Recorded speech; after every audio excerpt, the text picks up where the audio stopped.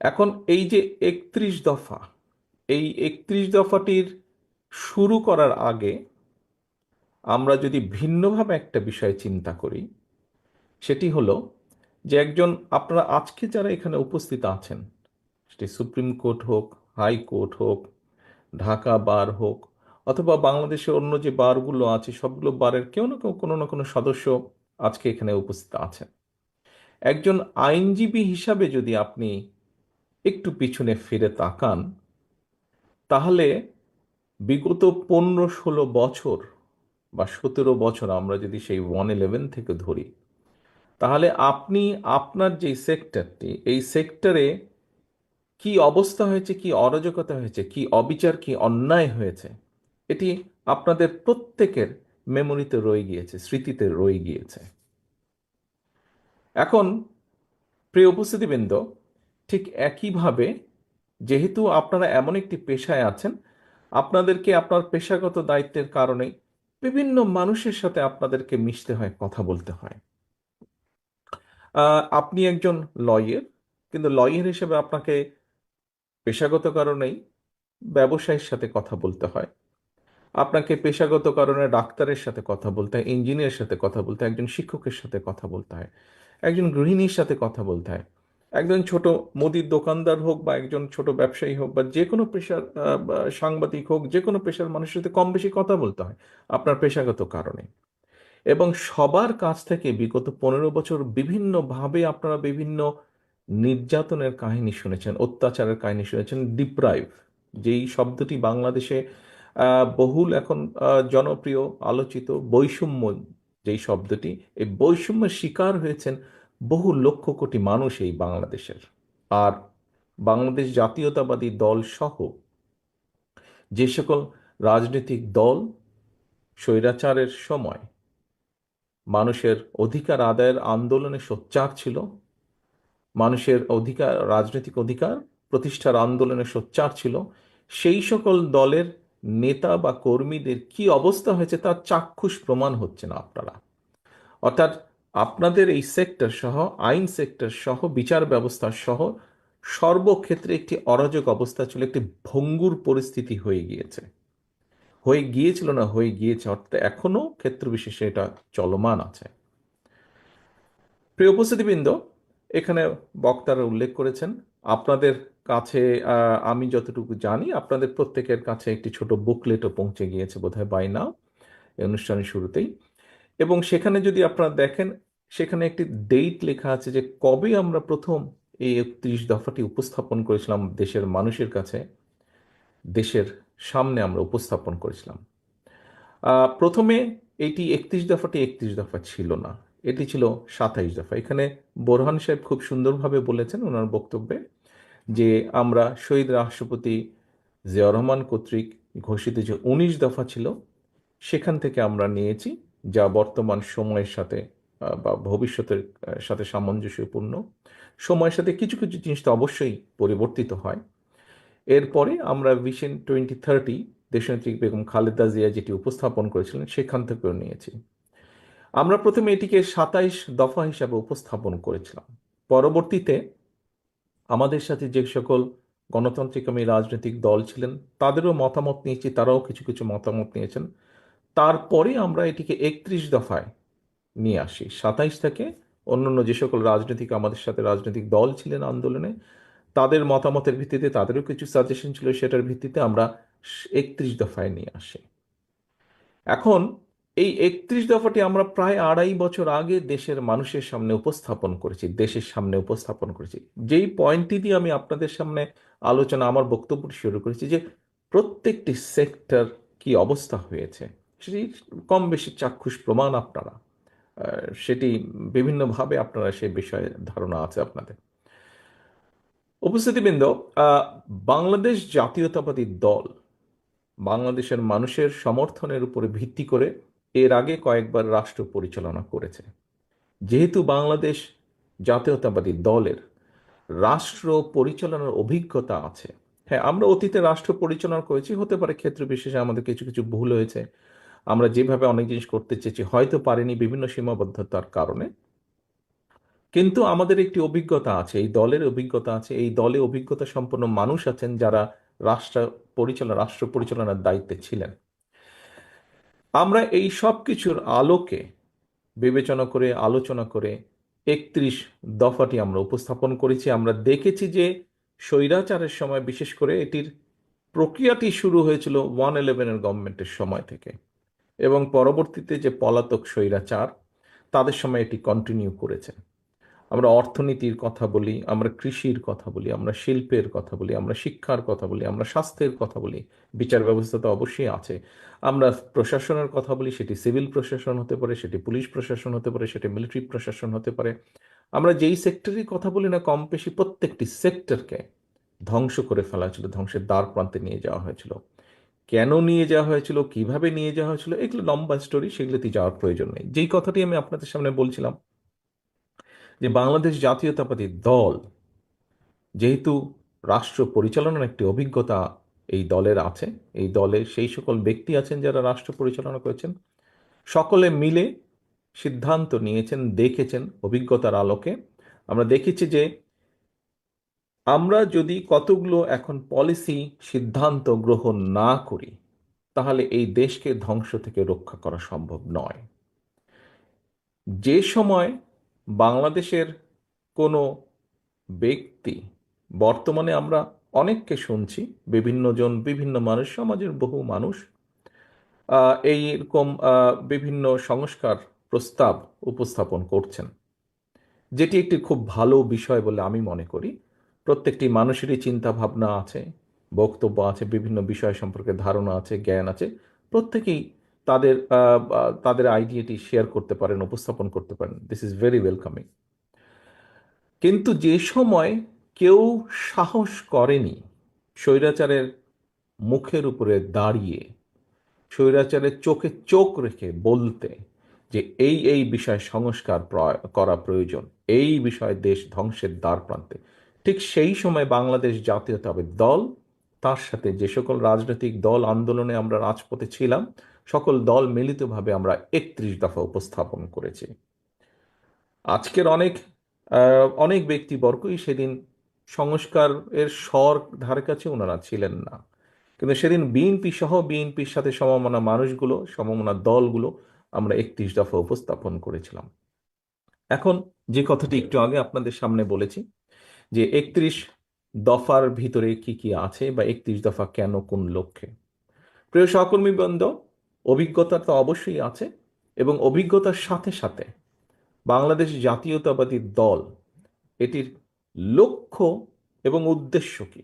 আমরা একটি রাজনৈতিক দল, আমাদের রাজনৈতিক কর্ম পরিকল্পনা, প্ল্যানিং এসব থাকবে। স্বাভাবিকভাবেই আমরা চাইব আমাদের লক্ষ্য, কৃষি নিয়ে আমরা কি ভাবি, কৃষিকে কিভাবে আমরা আহ, আহ, সবচেয়ে বেশি কন্ট্রিবিউট করতে পারি, অথবা কৃষি থেকে সবচেয়ে বেশি কিভাবে মানুষ উপকৃত হতে পারে, কৃষিকে কিভাবে উন্নত করা যেতে পারে, শিক্ষা, শিক্ষা নিয়ে আমরা কি ভাবি, দেশের ভবিষ্যৎ প্রজন্মকে আমরা কিভাবে গড়ে তুলতে চাই, কিভাবে দেশকে এগিয়ে নেওয়ার জন্য ভবিষ্যৎ প্রজন্মকে, শিক্ষা ব্যবস্থাকে আহ, সাজালে ভবিষ্যৎ প্রজন্মকে এগিয়ে নিয়ে যাবে, দেশকে এগিয়ে নিয়ে যাওয়া যাবে, কিভাবে স্বাস্থ্য ব্যবস্থাকে কিভাবে সাজালে দেশের মানুষের কাছে স্বাস্থ্য সেবা পৌঁছে দেওয়া সম্ভব হবে। আমরা দেখেছি বাংলাদেশ থেকে বহু বহু মানুষকে চিকিৎসার জন্য চলে যেতে হয়, চলে যান যারা এফোর্ড করতে পারেন, বিভিন্ন দেশে যান, তারা যান। শিক্ষা নিয়ে বিভিন্ন রিপোর্ট বের হয়েছে, সেই রিপোর্টের ভিত্তিতে আলোচনা করলে মনে হবে, একজন রাজনৈতিক কর্মী হিসেবে আমার ধারণা আপনারাও বিশ্বাস করবেন বা মনে করার যথেষ্ট কারণ আছে যে এর আগে যে পলাতক স্বৈরাচার সরকার, তারা ইচ্ছাকৃতভাবেই স্বাস্থ্যসেবাকে নষ্ট করে দিয়েছিল। কারণ যে কোনো একটি জায়গায়, যে কোনো একটি দেশকে একটি সুবিধা দেওয়ার জন্য।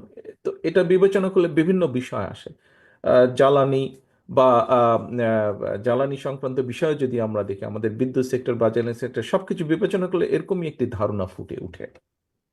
আমাদের দেশের পানি ব্যবস্থা আমরা কিভাবে কিভাবে পানি ব্যবস্থা করতে চাই। কয়েকদিন আগে আপনারা খেয়াল করেছেন যে আমরা বাংলাদেশ জাতীয়তাবাদী দল তিস্তা বাঁচাও এরকম একটি কর্মসূচি সাথে আমরা সম্পৃক্ত হয়েছি, দলের অবস্থান থেকে আমরা কর্মসূচি গ্রহণ করেছি। এই যে এই বিষয়গুলো, শিক্ষা বলেন, স্বাস্থ্য বলেন, দেশের কৃষি বলেন, আহ, আহ, এই যে তিস্তার কথা বললাম, ফারাক্কার বিষয়ে আমরা উল্লেখ করেছি। আমরা অতীতে যখন দেশ পরিচালনার দায়িত্বে ছিলাম, দেশনেত্রী খালেদা জিয়া, শহীদ রাষ্ট্রপতি জিয়াউর রহমান ফারাক্কা চুক্তি করেছেন। দেশনেত্রী খালেদা জিয়া যখন দায়িত্বে ছিলেন, সেই সময় আমরা যখন আমাদের পক্ষে মনে হয়েছে, সরকার মনে করেছে, আমরা জাতিসংঘে বিষয়টি উপস্থাপন করেছি যে আমরা আমাদের ন্যায্য হিস্সা চাই। এইভাবে এই বিষয়গুলো বিভিন্নভাবে 31 দফায় নিয়ে আসা হয়েছে, কারণ আমাদের রাজনৈতিক দল হিসেবে একটি লক্ষ্য আছে, একটি উদ্দেশ্য আছে, কিভাবে আমরা দেশকে সামনে নিতে চাই। প্রিয় উপস্থিতিবৃন্দ, একটি 31 দফার মধ্যে মনে হয় আরেকটি বিষয় আছে, বোরহান সাহেব খুব সুন্দরভাবে ওখানে তুলে ধরেছেন। একটি তো আছে এইসব কর্ম পরিকল্পনা, যেখানে আমরা মানুষের, সে বেকার হোক, সেটি অর্ধশিক্ষিত হোক, অল্প শিক্ষিত হোক, শিক্ষিত বেকার হোক, বেকারদের কর্মসংস্থান কিভাবে করতে চাই, আমরা শিল্প ব্যবস্থাকে কিভাবে সাজাতে চাই। একটু আগে আমি বলেছি কৃষি, স্বাস্থ্য, এইগুলো সেক্টর, অর্থাৎ যেগুলোতে মানুষ সরাসরি উপকৃত হবে, যেগুলোতে মানুষ উপকৃত হবে, মানুষ স্বস্তিতে থাকবে, এরকম কতগুলো সাবজেক্ট আছে। আর আরেকটি ভাগ আছে, যেই ভাগটির সাথে কম বেশি পেশাগত কারণে আপনাদের একটি সম্পর্ক আছে। সেটি যেমন উল্লেখ করতে হয়, যেমন আমরা বলেছি আপার হাউস বা দ্বিকক্ষ বিশিষ্ট একটি বিষয়। আমরা বলেছি আমরা তত্ত্বাবধায়ক সরকার ব্যবস্থাকে পুনর্বিবর্তন করতে চাই। আমরা বলেছি যে আমরা যেটি আছে যে রাষ্ট্রপতি এবং প্রধানমন্ত্রীর মধ্যে ক্ষমতার একটি ভারসাম্য।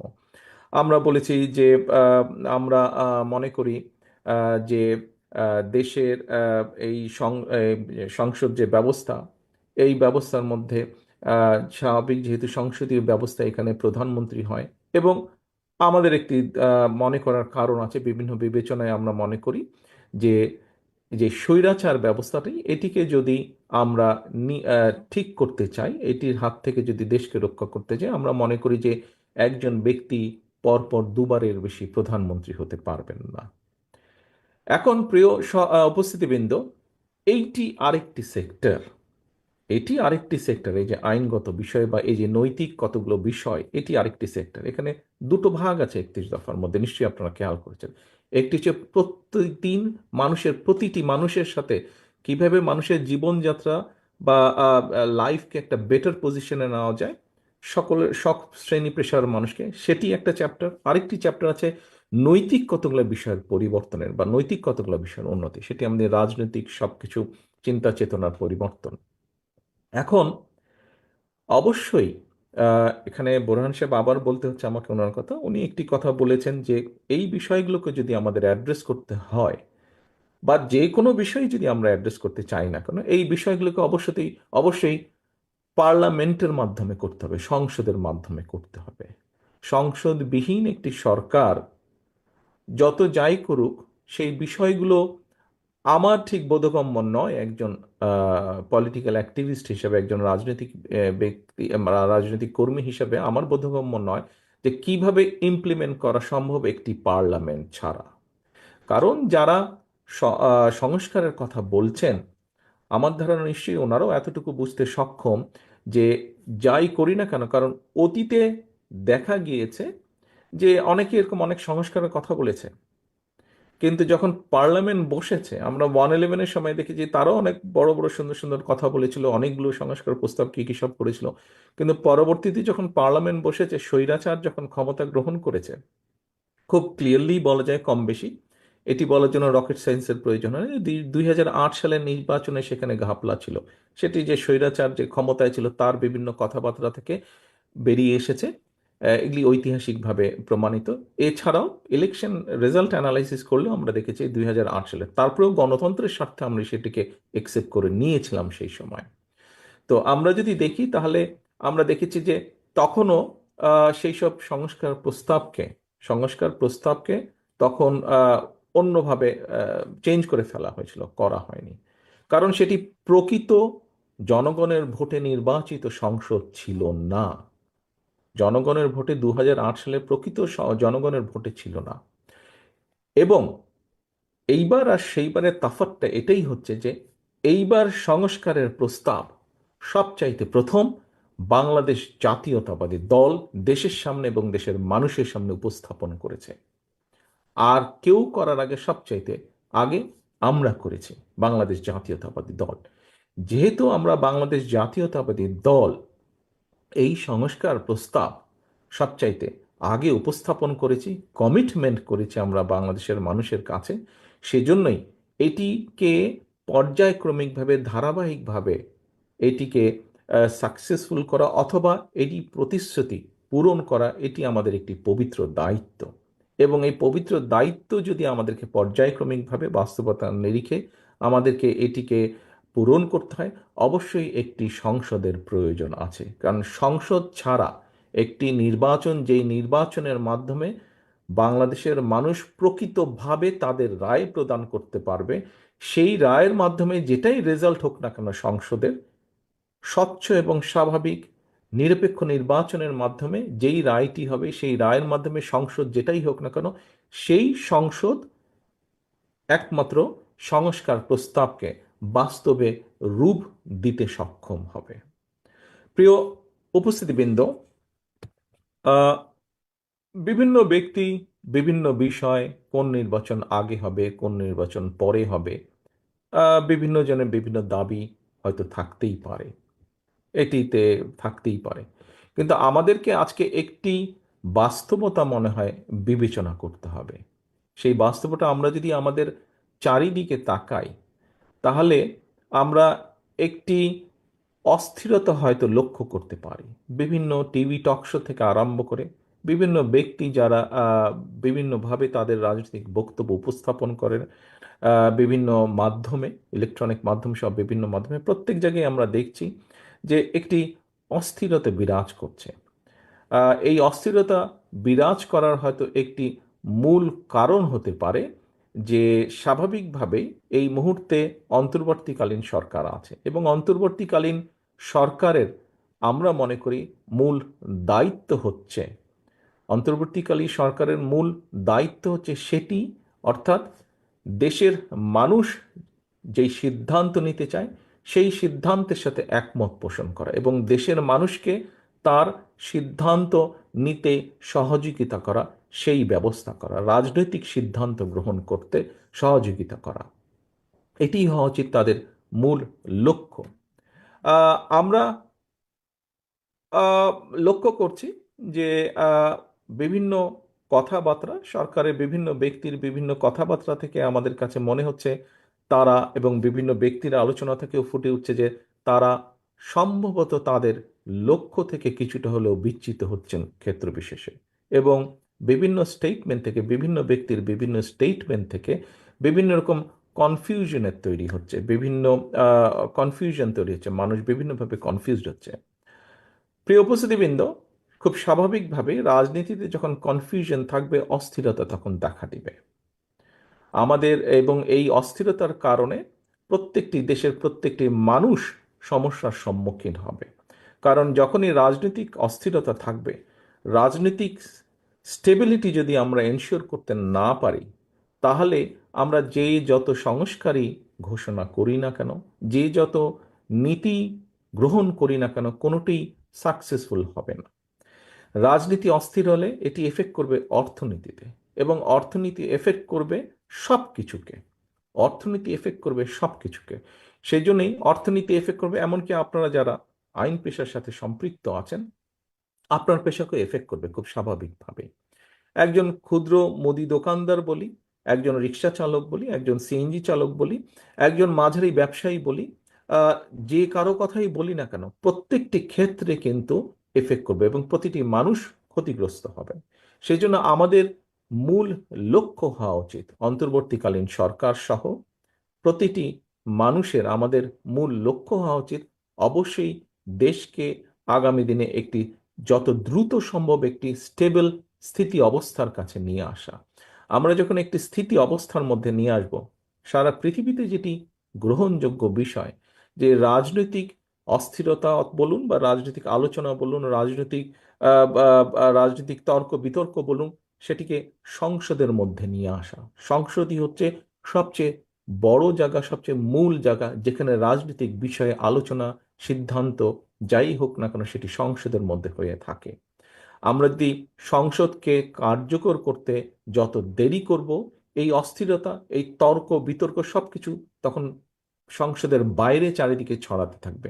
এবং সংসদের বাইরে যত বেশি এটি ছড়াবে, তত সব জায়গায় বিভিন্নভাবে অর্থনীতি থেকে শুরু করে সামাজিক অবস্থান থেকে শুরু করে সকল জায়গায় একটি অস্থিরতা দেখা দিবে, যা সামগ্রিকভাবে দেশকে ক্ষতিগ্রস্ত করবে।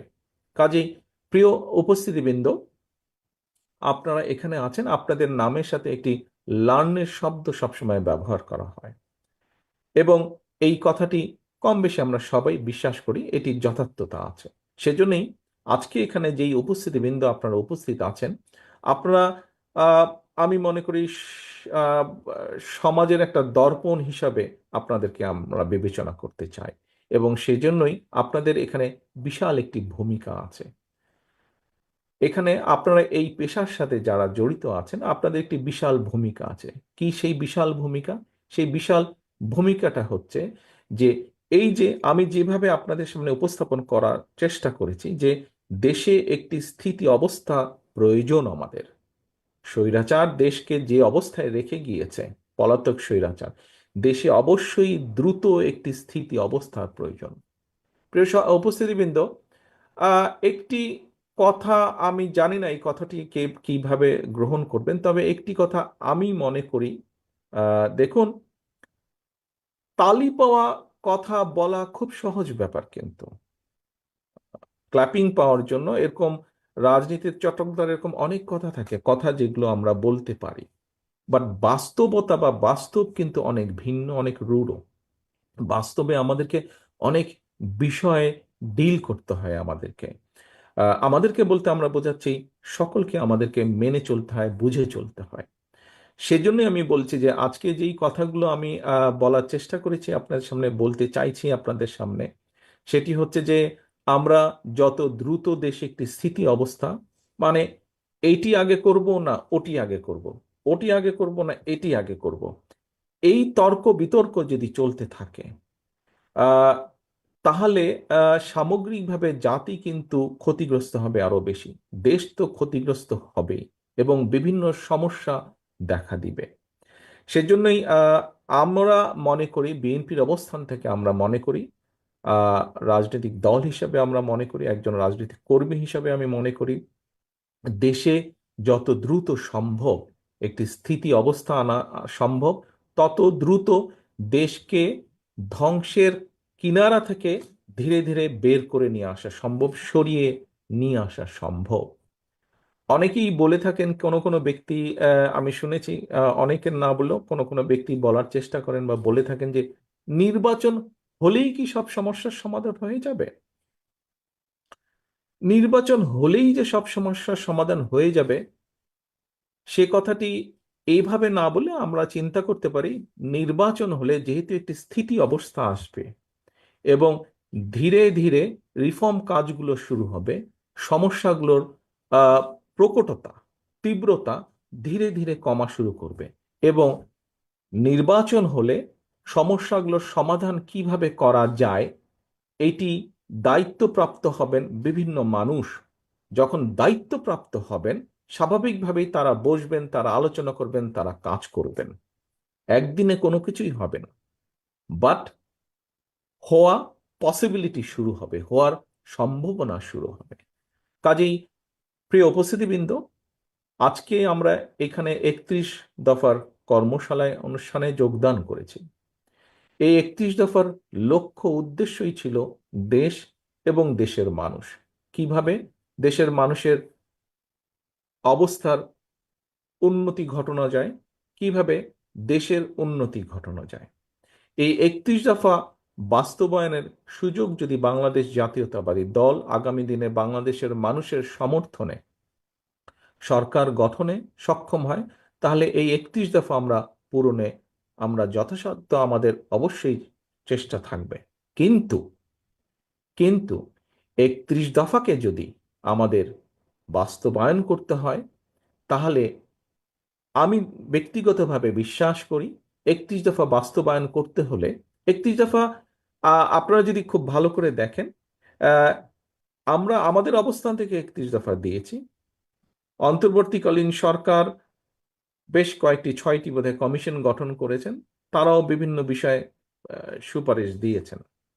আপনারা যদি মিলিয়ে দেখেন দেখবেন খুব একটা বেশি তফাৎ নেই 31 দফার সাথে, খুব একটা বেশি ডিফারেন্স নেই। কিছু কিছু থাকতেই পারে, না থাকার কোনো কারণ নাই।